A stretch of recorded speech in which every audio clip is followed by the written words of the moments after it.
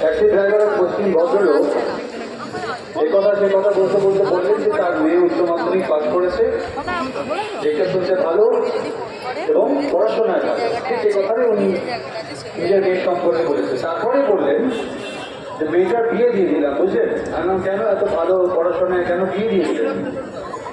বললেন দিনকাল যা তাতে বাড়িতে রাখতে সাহস পেলাম না। দেখুন, আমরা প্রত্যেকে বুঝতে পারছি কি হচ্ছে, আর বুঝতে কারো কিছু বাকি নেই। যেটা বাকি আছে সেটা হলো সিদ্ধান্ত নেওয়ার। এবার আমাদের সিদ্ধান্ত নিতে হবে। আমরা যারা এরকম মিটিং মিছিলে আসি, প্রতিবাদ সবাই আসি, আমি মনে করি আমাদের দায়িত্ব এখানে এসে শেষ হয়ে যায় না। আমাদের প্রত্যেককে অন্তত 10 জন করে মানুষকে বোঝাতে হবে যারা এখানে আসেনি, যারা এই জাতীয় মিটিংয়ে আসতে পারে না নানা কারণে, তাদেরকে বোঝাতে হবে যাতে আগামী দিনে তারা আমাদের সঙ্গে যোগ দেয় এবং তারাও সিদ্ধান্ত নিতে পারে।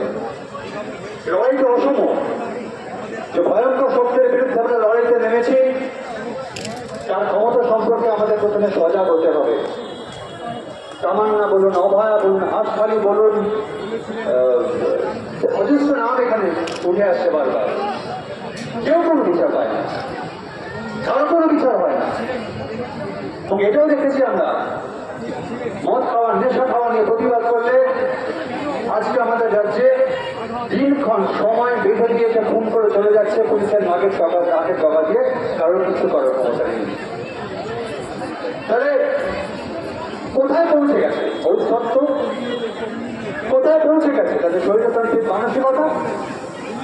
যে ভয়ঙ্কর শক্তির উল্টো দিকে ক্রমশ ডালপালা নেমেছে, তার বিরুদ্ধে প্রতিবাদ করতে গেলে আমাদের শিরদার আরো শক্ত করতে হবে। আমি একটাই কথা বলবো আপনাদের, এই যে প্রশাসন, এই যে সরকার, সেগুলো ছোটবেলায় একটা কথা শুনতাম আমরা, একদম প্রবাদ বাক্য, দুষ্টের ঝড়ের অভাব হয় না। কথাটা মনে পড়ছে তো? নানা ঝড় প্রত্যেক মুহূর্তে চলছে। কখনো ধর্ম দিয়ে ভাগ করা চলছে, কখনো অর্থের বিনিময়ে ভাগ করা চলছে, অসংখ্য বেকার ছেলে মেয়েদের চাকরি না দিয়ে, কন্ট্রাক্টার জবে ঢুকিয়ে দিয়ে, পারমানেন্ট কোনো জব না দিয়ে পার্টির ওপর মোকাবেক করে তাদের বেঁচে থাকতে বাধ্য করা হচ্ছে। সিভিক ভলেন্টিয়ারের নামে তাদের দরদার বাড়ানো হচ্ছে। অসংখ্য ছল কলা কৌশল করে আমার আপনার মতো গণতন্ত্রকে মানুষের গলাটা পুরো চেপে দেওয়া হচ্ছে। অভয় কোনো বিচ্ছিন্ন ঘটনা নয়। একটা কথা মনে রাখবেন, সেদিন যারা যে ঘটনা ঘটিয়েছিল আমরা তার বিরুদ্ধে প্রতিবাদে গর্জে উঠেছিলাম, আর আজ এই ঘটনা যে ঘটিয়েছিল, যারা ঘটিয়েছিল তাদের জড়ালাল করছে, তাদের যারা ঢেকে যাচ্ছে, তাদের পরিচয় যারা প্রকাশিত হতে দিচ্ছে না, এবার আমাদের তাদের বিরুদ্ধে গর্জে উঠতে হবে।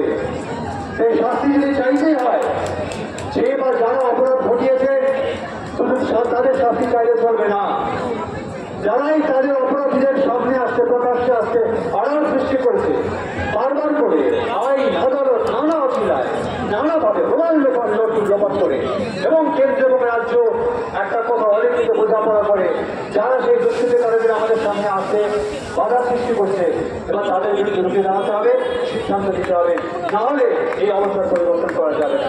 সবাই ভালো থাকবে। Justice!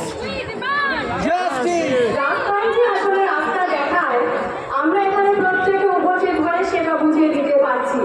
আগামী দিনে এই ধরনের অভিযান, এ ধরনের অবস্থান, এ ধরনের ঘেরাও, এটা আরো বেশি মানুষের যুক্ত হওয়াটা এই মুহূর্তে ভীষণ প্রয়োজন।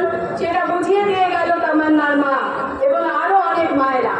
এখন আমরা দেখে নিচ্ছি